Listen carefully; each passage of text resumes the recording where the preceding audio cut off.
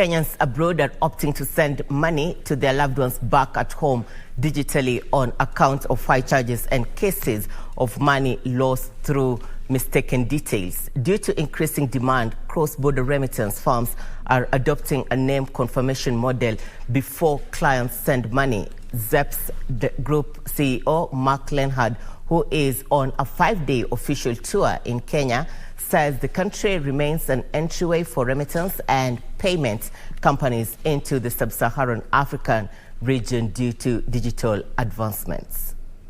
Over 3 million Kenyans remitting money into the country. So what are some of the costs they incur and what are some of the challenges that they face? Diaspora remittance accounts for about 3% of the gross domestic product, with the money sent back home by Kenyans living or working abroad, standing at $3.7 billion last year. Cross-border remittance firms say Kenya experienced a boom during the COVID lockdown period, when Kenyans abroad sent more money to make up for the financial downturn their loved ones in the country were facing. As things go digital, things are going to move quickly. So Kenyans have been great. They've been helping to really drive customer demand for remittances, but just payments more generally that happen very, very quickly.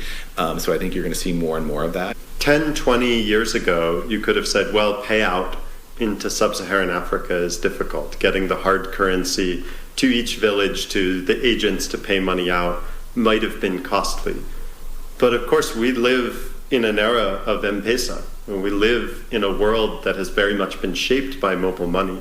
They say due to this, many individuals opted to shift to digital payment methods, which cut their transaction cost by more than half. You will be paying under 3% to send that money.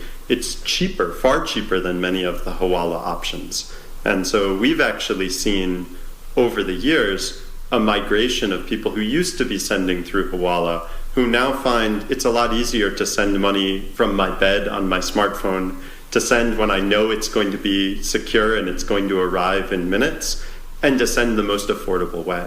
Primarily consumers, so sending a P2P, C2C type model where consumers are sending other consumers. On average, remittance costs the sender more than 6%, and shifting to the digital platform would reduce this by half. Money transfer firms are now linking up with other payment service providers and banks to ensure seamless service for customers.